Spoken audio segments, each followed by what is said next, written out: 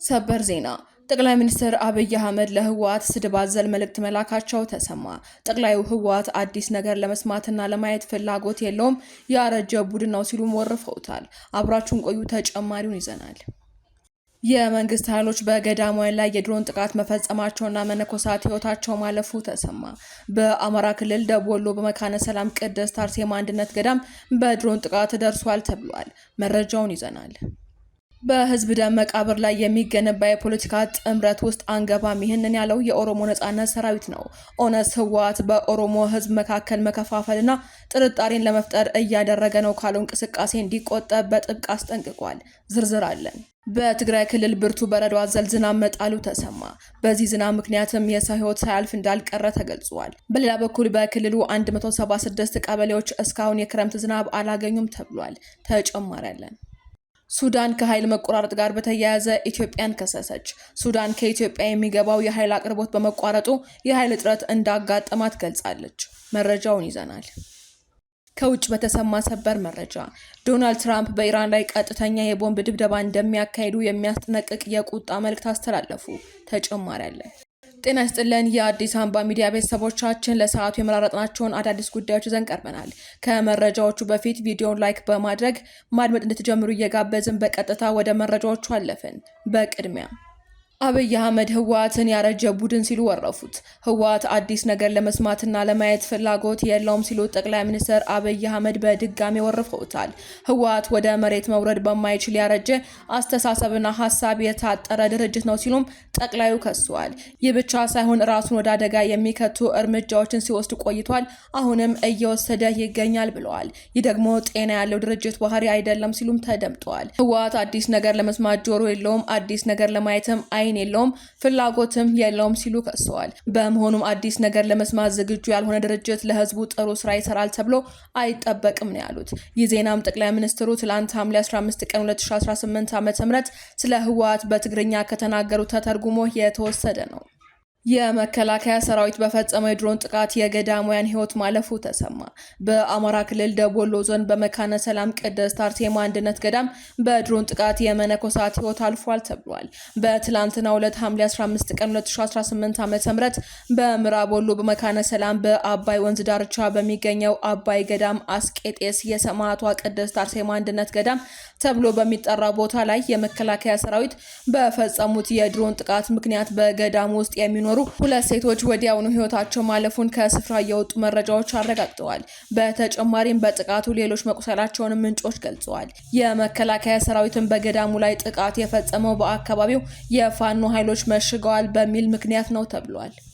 በህዝብ ደም መቃብር ላይ የሚገነባ የፖለቲካ ጥምረት ውስጥ አንገባም ሲል ኦነግ አስታወቀ። የኦሮሞ ነጻነት ሰራዊት ከፍተኛ ኮማንድ ባወጣው መግለጫ ህወሓት በኦሮሞ ህዝብ መካከል መከፋፈልና ጥርጣሬን ለመፍጠር እያደረገ ነው ያለው እንቅስቃሴን በጥብቅ እንደሚቃወም አስታውቋል። ሰራዊቱ በቅርቡ እየተሰራጩ ስላሉ የጥምረትና የትስስር ወሬዎችም በሰጠው ምላሽ ማንንም ተሸክሞ ወደ ስልጣን እንደማያወጣና የኦሮሞ ህዝብ ትግል የራሱን ዕጣ ፈንታ በራሱ የመወሰን እንጂ የሌሎችን ኃይሎች መጠቀሚያ አለመሆኑን ገልጿል። የህወሓት አመራሮች ከፋፍለ ግዛ በሚለው የኦሮሞ ህዝብ እርስ በርሱን ከሌሎች ወንድም ህዝቦቹ ጋር ለማጋጨት የሚያደርጉትን ጥረትም ርካሽና የተጋለጠ ሴራ ነው ብሎታል። የህዝቦችን ደህንነት አደጋ ላይ የሚጥሉ የጥፋት ጂኦፖለቲካዊ ተንኮሎችና አጋጣሚን ጠባቂ አካሄዶችን በመቃወም የህዝቡን ሰላምና መብት ለማስከበር እንደሚታገልም ፓርቲው አረጋግጧል። በሌላ በኩል አዲስ ጦርነት እንዳይቀሰቀስና የትግራይ ህዝብ ጥያቄዎች እንዲመለሱ ሳልሳይ ወያኔ ትግራይ ለጠቅላይ ሚኒስትሩ በላከው ደብዳቤ ገልጿል። የሳልሳይ ወያኔ ትግራይ ፓርቲ ለጠቅላይ ሚኒስትር ዶክተር አብይ አህመድ በጻፈው ክፍት ደብዳቤ በፌዴራል መንግስቱና በህወሓት መካከል አዲስ የጦርነት ደመና እያንዣበበ መሆኑን ገልጾ አስቸኳይ የሰላም ጥሪ አቅርቧል። ፓርቲው በደብዳቤውም የሚከተሉትን ዋና ዋና ነጥቦች አጽንኦት ሰጥቶበታል። ጦርነት ይቁም፣ ዳግም ሊቀሰቀስ የሚችል ጦርነት ሀገሪቱና ቀጠናውን ለከፋ ውድመት ስለሚዳርግ የጦርነት ቅስቀሳዎች በአስቸኳይ እንዲቆሙና የሰላም ውይይት እንዲጀመርም ጠይቋል። ህገ መንግስታዊ ግዛትና ተፈናቃዮች የትግራይ ህገ መንግስታዊ ወሰን ተከብሮ ከጦርነቱ በኋላ የተተከሉ ህገወጥ መዋቅሮች እንዲፈርሱ እንዲሁም ተፈናቃዮች ወደ ቀያቸው እንዲመለሱም ጠይቋል። መሰረታዊ አገልግሎቶች፣ የፍትህ በጀት ክፍፍልን ጨምሮ መሰረታዊ ማህበራዊ ኢኮኖሚ አገልግሎቶች ያለምንም ቅድመ ሁኔታ እንዲለቀቁም ፓርቲው አሳስቧል። በተጨማሪም ጥያቄዎቹ ከህወሓት አያያዙም ያለው ፓርቲው የትግራይ ህዝብ ህጋዊና ፖለቲካዊ ጥያቄዎች ከህወሓት ጋር ሳይያያዙ በራሳቸው መንገድ አዎንታዊ ምላሽ እንዲያገኙም ለጠቅላይ ሚኒስትር አብይ አህመድ በጻፈው ደብዳቤ ጠይቋል። በትግራይ በጣለው ብርቱ በረዶ አዘል ዝናብ አንድ ህፃን ህይወት ማለፉ ተሰማ። በሌላ በኩል በትግራይ ክልል በ176 ቀበሌዎች እስካሁን የክረምት ዝናብ አላገኙም ተብሏል። በትግራይ ክልል በተለያዩ አካባቢዎች የተከሰቱ ተቃራኒ የአየር ሁኔታዎች በህዝብና በግብርና ላይ ከፍተኛ ተጽዕኖ እያሳደሩ መሆናቸው ተገልጿል። በአንድ በኩል በረዶ አዘል ከባድ ዝናብ አንድ ህፃን ህይወት ሲቀጥፍ በአዘርትና በመስኖ ላይም ከፍተኛ ጉዳት ማድረሱ ተነግሯል። በሌላ በኩል ደግሞ 176 የክልሉ ቀበሌዎች ገበሬ ማህበራት እስካሁን የክረምት ዝናብ እንዳላገኙ ተመላክቷል። በማዕከላዊ ዞን ወረዳ ቀይህ ታህሊ ዶክተር አታህሊ ቀበሌ ገበሬ ማህበር ለ2 ሰዓታት ያለማቋረጥ የዘነበው በረዶ አዘል ከባድ ዝናብ የአንድ ህፃንን ህይወት ከመቅጠፉም በተጨማሪ በአዘርትና በመስኖ ላይ ከፍተኛ ጉዳት ማድረሱ ተገልጿል። በተመሳሳይ በዞን ወረዳ አህፍሮ መሴሮ ቀበሌ የዘነበው ብርቱ ዝናብም በአዘርትና በአትክልት ላይ ጉዳት ማድረሱን የወረዳው ኮሚኒኬሽን አስታውቋል። በሌላ በኩል የትግራይ ክልል እርሻና ተፈጥሮ ጥበቃ ቢሮ ሐምሌ 13 ቀን 2018 ዓ.ም ባወጣው መረጃ በክልሉ ከሚገኙ 600 የቀበሌ ገበሬ ማህበራት መካከል 176 በሚሆኑት እስካሁን የክረምት ዝናብ እንዳልዘነበ አስታውቋል። ይህ ሁኔታም በአንዳንድ የክልሉ አካባቢዎች ከመጠን ያለፈ ዝናብ ጉዳት እያደረሰ ሲሆን፣ በሌሎች አካባቢዎች ደግሞ የዝናብ እጥረት በእርሻ ስራና በምርት ላይ ከፍተኛ ስጋት እየፈጠረ መሆኑን ያሳያል ተብሏል። ሱዳን ኢትዮጵያ የምትልከው የኃይል አቅርቦት አቋርጣለች ስትል ከሰሰች። ሱዳን ከኢትዮጵያ የሚገባው የኃይል አቅርቦት በመቋረጡ የኃይል እጥረት እንዳጋጠማት ገልጻለች።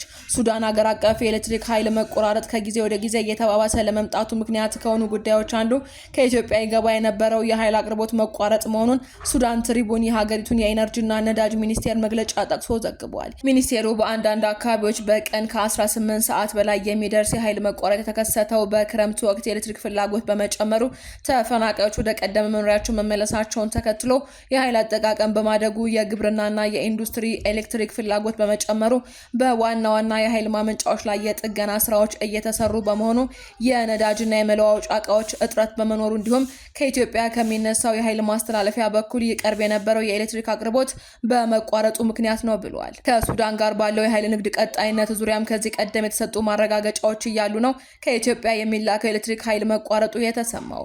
በነሐሴ 2024 የሀገር ውስጥ መገናኛ ብዙሃን እንደዘገቡት ሱዳን ለ3 ተከታታይ ዓመታት የኤሌክትሪክ ክፍያ መክፈል ባለመቻሏ ያለባት ዕዳ ከ$90 ሚሊዮን በላይ ተሻግሯል። ከውጭ በተሰማ ሰበር መረጃ ዶናልድ ትራምፕ በኢራን ላይ ቀጥተኛ የቦምብ ድብደባ እንደሚያካሂዱ የሚያስጠነቅቅ የቁጣ መልእክት አስተላለፉ።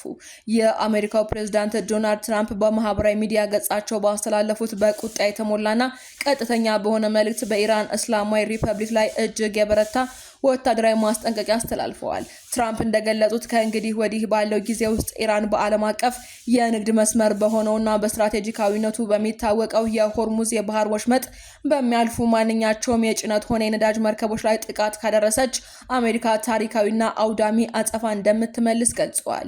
ይህ ማስጠንቀቂያ የተላለፈው ኢራን ጥቃቱን የምትፈጽመው በሚሳይል፣ በሮኬት፣ በሰው አልባ አውሮፕላኖች ወይንም ድሮን ወይንም በማንኛውም ሌላ ዘመናዊ ጦር መሳሪያዎች ሲሆን አሜሪካ ለአንድ የጥቃት ሙከራ ወይንም ድርጊት አጸፋ አንድ የኢራን ወሳኝ መሰረተ ልማትን ደምስሳ የምታስቀር መሆኗ ነው። ትራምፕ አሜሪካ በወሰደችው የኃይል እርምጃን በቦምብ ድብደባ የምታወድመው አንድ ድልድይ ወይንም የኃይል ማመንጫ ጣቢያ እንደሚሆንም በግልጽ አስምረውበታል።